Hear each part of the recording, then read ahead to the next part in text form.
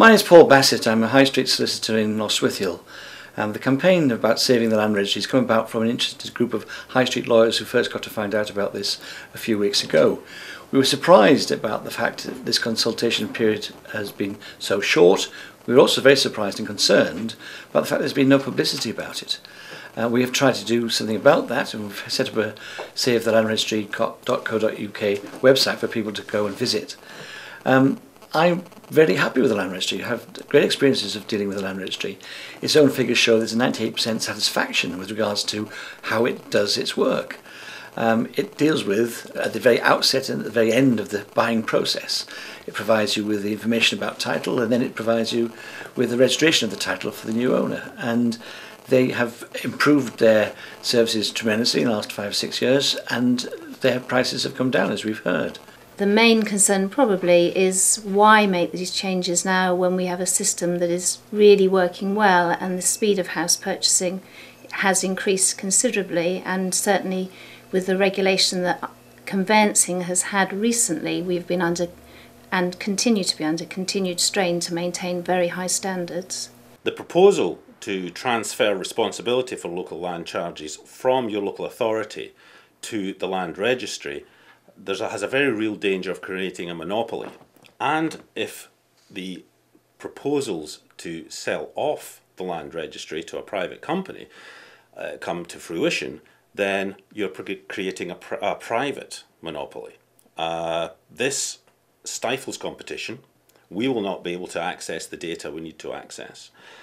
The government is in danger, if it does this, of breaching EU legislation on data access. And this could end up costing the taxpayer a whole lot of money in fines. I was surprised that I hadn't heard what the proposals were for the land registry. I'd not heard anything through the media. It was only through somebody sharing with me the Facebook page saying Save Our Land Registry was how I came to hear about it. And I really felt quite incensed about it. Firstly, I worry about the security of the whole thing.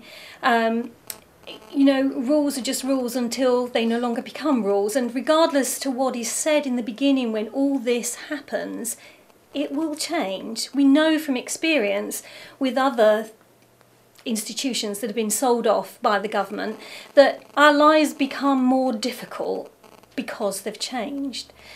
The other thing that I really worry about, and that is the fact that this is selling off the family silver, if you like.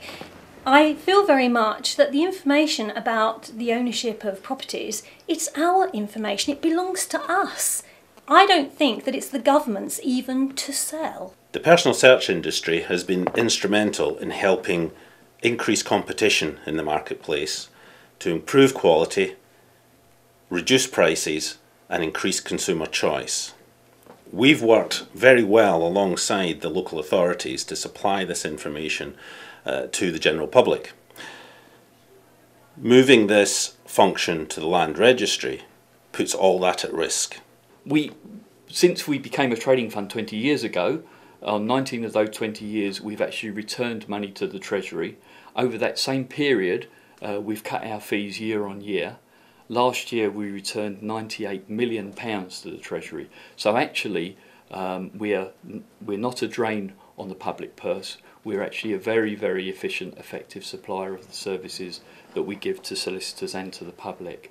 The service we provide underpins every single person who owns registered property in England and Wales. Underpins their title and underpins the guarantee that they have that they own that property. We feel that these proposals, if any of the three options go through, threaten that whole service, threaten to undermine the independence of the service that we provide, and threaten to undermine confidence in the property system. And therefore actually the value of people's property, even if they do manage to retain their title. Furthermore, you know, we feel that the whole process is flawed, that the length of the consultation is far too short, that really hardly anybody knows that the thing is happening.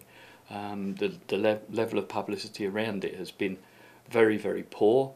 and most people haven't been given the opportunity even to consider the proposals, let alone to respond to them.